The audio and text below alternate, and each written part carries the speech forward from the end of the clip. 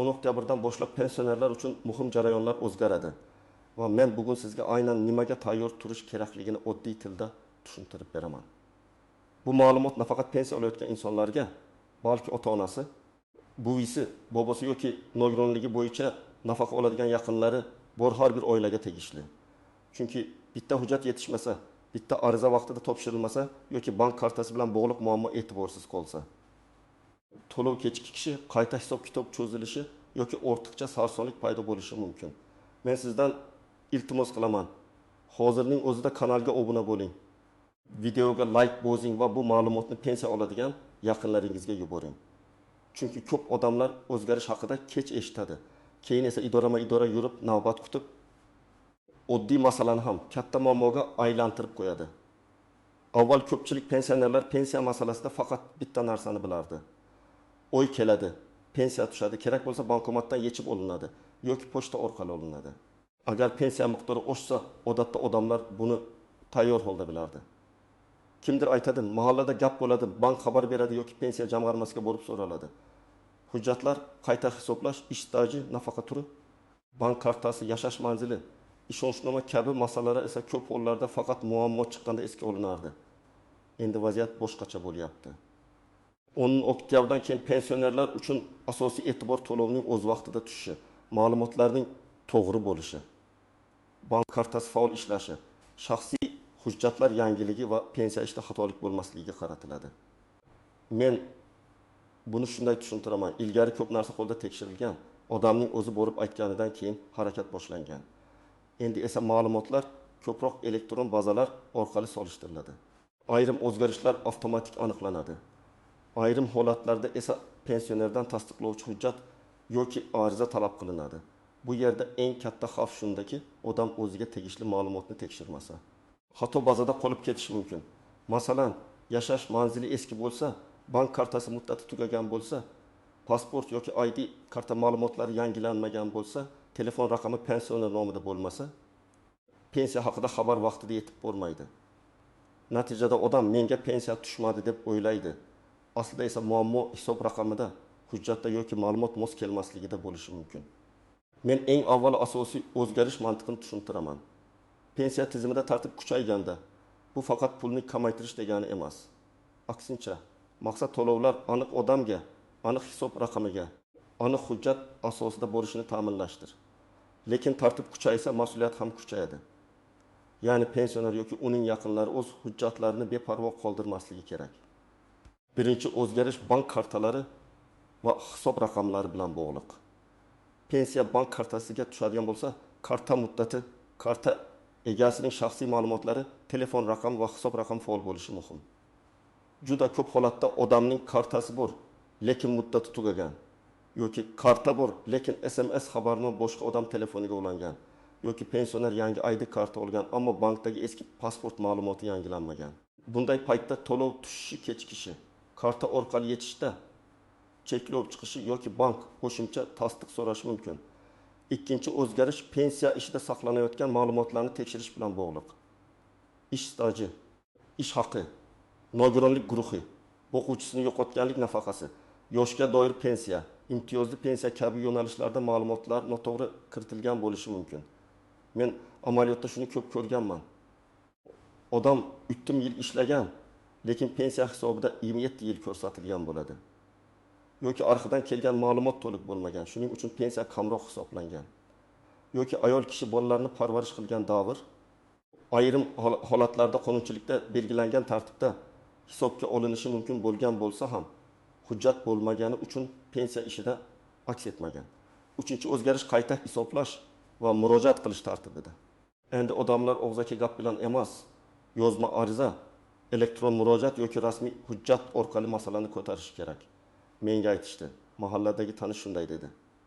Bank xodimi tushuntirdi degan gaplar huquqiy asos bo'lmaydi. Men har doim shuni maslahat beraman. Pensiya bo'yicha har qanday savolda rasmiy javob oling. Chunki keyin nizoli holat chiqsa, sizda isbot bo'lishi kerak. Birinchi navbatda 10 oktyabrdan keyingi o'zgarishlarga bank kartasi orqali pensiya oladigan pensionerlar e'tibor berish kerak. Masalan, Toshkent viloyatida yashaydigan 68 yoshli pensioner oyga 1 million 200 ming so'm pensiya oladi, deylik. Uning kartasi 2024 yil sentyabrda tugagan, lekin o'zi buni bilmaydi. Oktabr oyida pensiya hisoblangan bo'lishi mumkin. Lekin karta faol bo'lmagani uchun u pulni yecha olmaydi. Pensioner esa pensiyamni to'xtatishdi deb xavotirga tushadi. Aslida birinchi qadam bankka borib, kartani yangilash va hisob raqami faol ekanini tekshirish bo'lishi kerak. Ikkinchi guruh yangi ID karta olgan, familiyasi o'zgargan, yashash manzili almashgan yoki telefon raqamini o'zgartirgan pensionerlar. Bunday o'zgarishlar oddiy ko'rinadi, lekin pensiya to'lovida muhim. Masalan, ayol kishi turmushga chiqqandan keyin familiyasi o'zgargan, keyin pensiyaga chiqqan, keyin yana hujjat yangilangan bo'lishi mumkin. Agar turli idoralardagi ma'lumotlar bir-biriga mos kelmasa, tizimda aniqlashtirish talab qilinadi. Shuning uchun men bunday pensionerlarga albatta pasport yoki ID karta, PIN-FL, bank kartasi va pensiya hujjatlarini bir marta solishtirib chiqishni tavsiya qilaman. Uchinchi guruh pensiya miqdoridan norozi bo'lgan, lekin shu paytgacha tekshirtirmagan odamlar. Masalan, ikki qo'shni bor. Biri 32 yil ishlagan va 1 million 800 ming so'm oladi. Ikkinchisi 34 yil ishlagan bo'lsa ham 1 million 500 ming so'm oladi. Odamlar darrov nega menda kam deb o'ylaydi. Lekin pensiya faqat yillar soni bilan emas, ish haqi bazasi to'langan badallar, hujjatlar to'liqligi, imtiyozli davrlar va pensiya turiga qarab hisoblanadi. Shuning uchun birinchi ish taqqoslab xafa bo'lish emas, o'z pensiya ishingizni tekshirtirish. To'rtinchi guruh nogironligi bo'yicha nafaqa yoki pensiya oladigan fuqarolar. Bu yerda tibbiy xulosa muddati, nogironlik guruhi, qayta ko'rik sanasi va tibbiy mehnat ekspertiza ma'lumotlari juda muhim. Agar qayta ko'rik muddati o'tib ketgan bo'lsa yoki ma'lumot bazaga vaqtida tushmagan bo'lsa, to'lovda kechikish bo'lishi mumkin. Men bunday oilalarga bitta daftar tutishni maslahat beraman. Unda qayta ko'rik sanasi, hujjat topshirilgan kun, qaysi idoraga murojaat qilingan, kim qabul qilgani yozib borilsin. 5-guruh pensiyani ishonchnoma orqali olib keladiganlar. Masalan, pensioner yoshi katta, o'zi yura olmaydi. Farzandi yoki qarindoshi uning nomidan pensiyani oladi. Bunday holatda ishonchnoma muddat tugamagan bo'lishi, hujjat qonuniy rasmiylashtirilgan bo'lishi va bank yoki pochta tashkiloti talablariga mos kelishi kerak. Ishonchnoma muddati tugasa, pul bor bo'lsa ham berilmasligi mumkin. Bu to'g'ri tartib, chunki pul egasining huquqi himoya qilinadi. Endi kimlar ortiqcha vahimaga tushmasligi kerakligini ham aniq aytaman. Agar sizning ID kartangiz yoki pasportingiz amalda bo'lsa, bank kartangiz muddat tugamagan bo'lsa, pensiya har oy muntazam tushayotgan bo'lsa, yashash manzilingiz o'zgarmagan bo'lsa, sizdan qo'shimcha hujjat so'ralmagan bo'lsa, unda vahima qilishga asos yo'q. Lekin bu hech narsa tekshirmang degani emas. Kamida bank kartasi muddati, telefon raqami va pensiya tushadigan hisobni ko'rib qo'yish kerak. Agar siz pensiyani pochta orqali olsangiz va pochtachi har oy belgilangan tartibda olib kelayotgan bo'lsa, siz ham birdan katta o'zgarish bo'ladi deb qo'rqmang. Ammo pochta orqali oladigan pensionerlarda ham muhim masalalar bor. Uyda bo'lmagan kun, manzil o'zgarishi, sog'liq sababli qabul qilib ololmaslik, ishonchnoma masalasi. Shuning uchun mahalla pochta bo'limi yoki pensiya jamg'armasi bilan aloqa ma'lumotlaringiz to'g'ri ekanini tekshirtirish foydali. Agar siz yaqinda pensiyaga chiqqan bo'lsangiz va barcha hujjatlaringiz yangi bo'lsa, odatda muammo kamroq bo'ladi. Chunki yangi pensiya ishida ko'proq ma'lumot elektron shaklda tekshirilgan bo'ladi. Lekin baribir birinchi 2-3 oy davomida pensiya miqdori, tushgan sana va bank ma'lumotlarini kuzatib boring. Birinchi hisob-kitobda xato bo'lsa, uni ertaroq aniqlash osonroq. Keling, men sizga bir nechta aniq vaziyatni tushuntiraman. Birinchi misol, 71 yoshli pensioner 1 million 400 ming so'm pensiya oladi. U ilgari zavodda ishlagan. Lekin mehnat daftarchasida 2 yil yozuvi aniq. Pensiya tayinlanganda o'sha 2 yil hisobga olinmagan. Agar u arxivdan ma'lumot olib kelsa, pensiya qayta hisoblanishi mumkin. Bu degani har doim katta o'shadi degani emas. Lekin 70 ming, 100 ming yoki undan ko'proq farq chiqishi ehtimoli bor. Bir oy uchun kichik ko'ringan summa bir yilga hisoblasak sezilarli pul bo'ladi. Ikkinchi misol. 64 yoshli ayol pensioner bank kartasini o'g'liga berib qo'ygan. SMS ham o'g'lining telefoniga ulangan. O'g'li boshqa viloyatda yashaydi. Bank tasdiqlash so'raganda ona xabarni ko'rmaydi. Kod o'g'liga boradi. Pul yechishda muammo chiqadi. Bunday holatda men pensionerning o'z telefon raqami bo'lishini bankdagi aloqa ma'lumoti o'ziga yoki doimiy qarovchisiga to'g'ri ulanganini maslahat beraman. Chunki karta pensiyalar nomida bo'lsa, mas'uliyat ham o'sha shaxsning hujjatlari bilan bog'liq. Uchinchi misol, nogironlik bo'yicha nafaqa oladigan fuqaroning qayta ko'rik muddati 5 oktyabrda tugagan, lekin oila buni 20 oktyabrda eslagan. Natijada to'lov bo'yicha savol tug'iladi. Keyin ular tibbiy hujjatlarni yig'adi, navbat kutadi, ma'lumot bazaga tushishini kutadi. Agar ular sentyabr oyining oxirida tayyorlanganda bu kechikish bo'lmasligi mumkin edi. Demak, bunday holatda eng muhim narsa sanalarni oldindan nazorat qilish. 4-misol, pensioner 3 oy chet elda farzandlikida bo'lib qaytadi. Ba'zi holatlarda uzoq muddat chetda bo'lish doimiy yashash manzili. Bank amaliyotlari yoki hujjat tasdiqlari bo'yicha savollar tug'dirishi mumkin. Men bunday vaziyatda safardan oldin bank kartasi ishlashini, telefon raqami roamingda xabar qabul qilishini, kerak bo'lsa yaqin kishiga qonuniy ishonchnoma rasmiylashtirilganini tekshirishni tavsiya qilaman.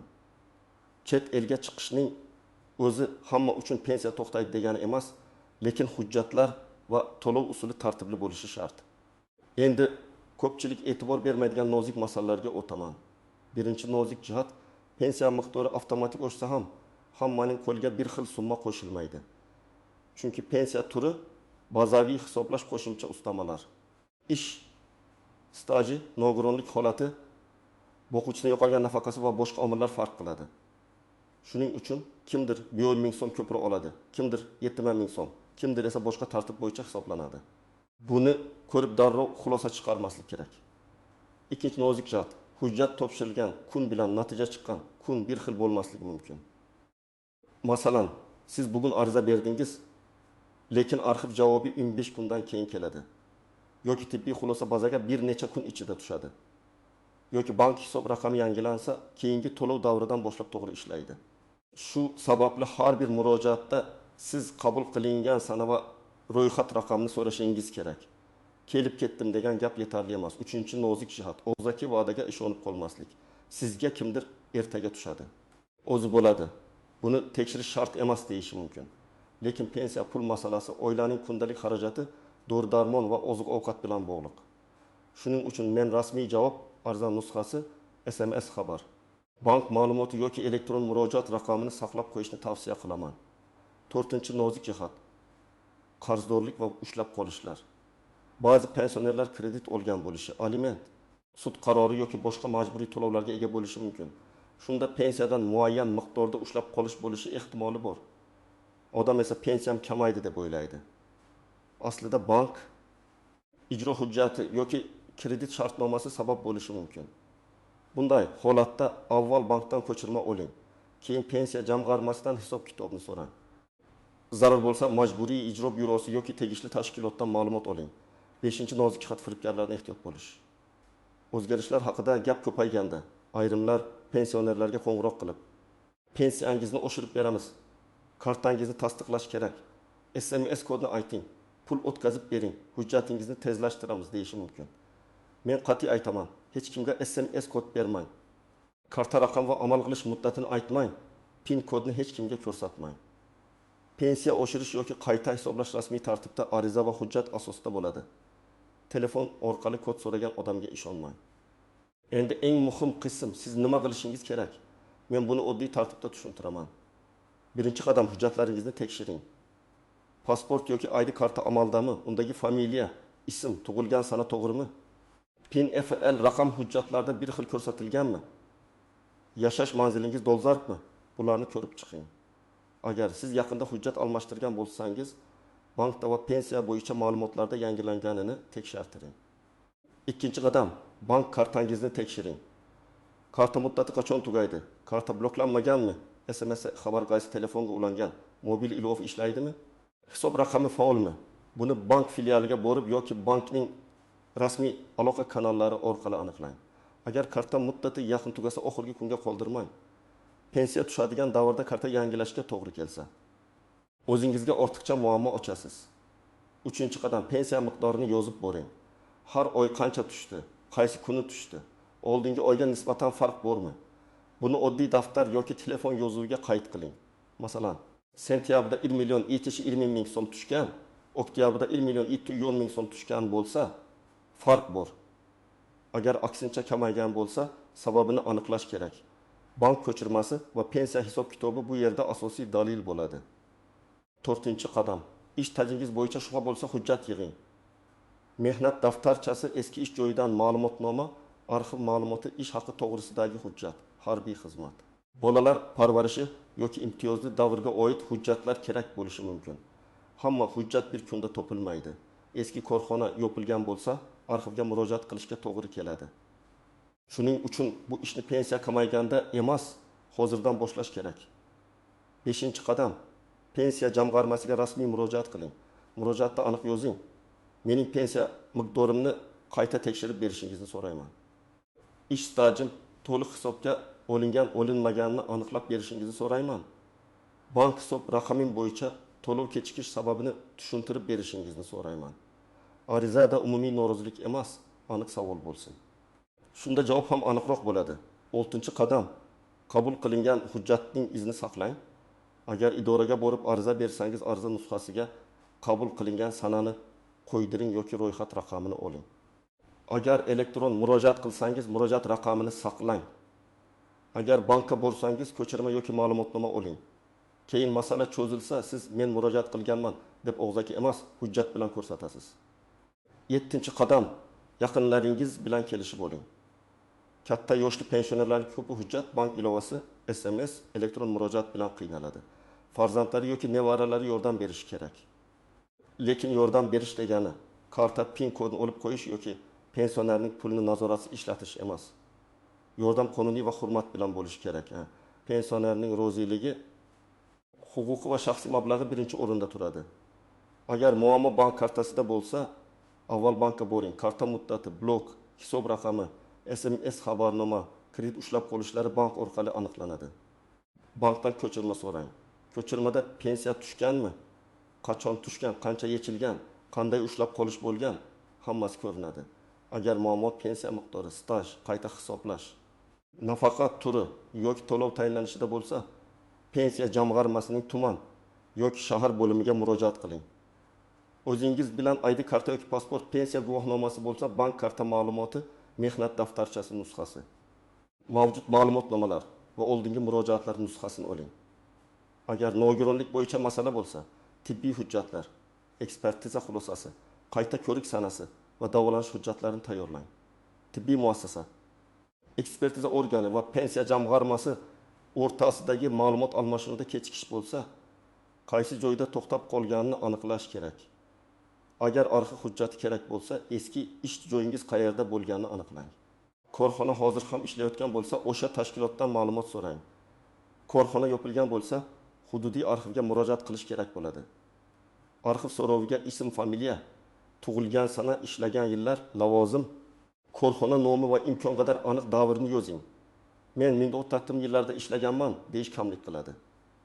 1993 yil mart oyidan 1991 yil iyun oyigacha falon korxonada falon lavozimda ishlaganman deb aniq yozish kerak. Men pensionerlar va ularning yaqinlarida eng ko'p uchraydigan xatolarni ham aytib o'taman. Birinchi xato oxirgi kungacha kutish. Karta muddati tugaydi, qayta ko'rik sanasi keladi, hujjat yangilash kerak bo'ladi.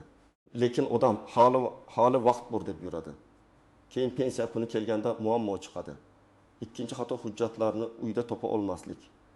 Mehnat daftarchasi bir joyda, eski ma'lumotnoma boshqa joyda, bank shartnomasi yo'qolgan. Ishonchnoma muddati esdan chiqqan. Men har bir pensioner oilasida bitta alohida papka bo'lishini maslahat beraman. U papkada ID karta nusxasi, pensiya hujjatlari, bank ma'lumotlari, tibbiy xulosalar, arxiv ma'lumotlari va murojaatlar nusxasi tursin. 3-xato boshqa odamlarning gapiga qarab xulosa chiqarish. Qo'shningizga ko'proq tushgani sizga ham shuncha tushish kerak degani emas. Qarindoshingizga hujjat talab qilinmagani sizga ham talab qilinmaydi degani emas. Har bir pensiya ishi alohida. 4-xato firibgarlarga ishonish. Ayniqsa oktyabrdan pensiyangiz to'xtaydi. Hozir karta ma'lumotini bering degan qo'ng'iroqlardan ehtiyot bo'ling. Rasmiy idoralar sizdan PIN kod yoki SMS kod so'ramaydi. Bunday qo'ng'iroq bo'lsa, suhbatni to'xtating. Bankning rasmiy raqamiga o'zingiz qo'ng'iroq qiling yoki filialga boring. 5-xato yozma javob olmaslik. Og'zaki tushuntirish foydali bo'lishi mumkin, lekin nizoli vaziyatda hujjat kerak. Shuning uchun men har doim murojaat qildingizmi? Raqam oldingizmi? Javobni saqladingizmi deb so'rayman. 10 oktyabrdan keyingi o'zgarishlarning asosiy mazmuni shuki, pensionerlar hujjat, bank kartasi, shaxsiy ma'lumot va pensiya hisob-kitobiga befarq bo'lmasligi kerak. Bu o'zgarishlardan qo'rqish shart emas, lekin tayyorgarliksiz yurish ham to'g'ri emas. Kimning hujjati joyida, kartasi faol, ma'lumotlar to'g'ri, murojaatlar rasmiy bo'lsa, u ortiqcha sarson bo'lmaydi. Men sizga eng muhim tavsiyani yana bir bor aytaman. Bugun bank kartangiz muddatini tekshiring, ID kartangiz ma'lumotlarni solishtiring, pensiya miqdorini yozib qo'ying. Kerak bo'lsa pensiya jamg'armasiga rasmiy murojaat qiling va barcha hujjatlarni bitta papkaga yig'ing. Bu ishlar ko'p vaqt olmaydi, lekin ertaga katta muammoning oldini oladi. Sizning hududingizda pensiya to'lovlari, bank kartasi yoki qayta hisoblash bo'yicha qanday muammo bo'lyapti? Izohlarda yozib qoldiring. Men keyingi videolarda eng ko'p berilgan savollarni alohida tushuntirib beraman. Videoga like bosing, kanalga obuna bo'ling va bu ma'lumotni albatta ota-onangiz, buvingizga, bobongiz va pensiya oladigan yaqinlaringizga yuboring.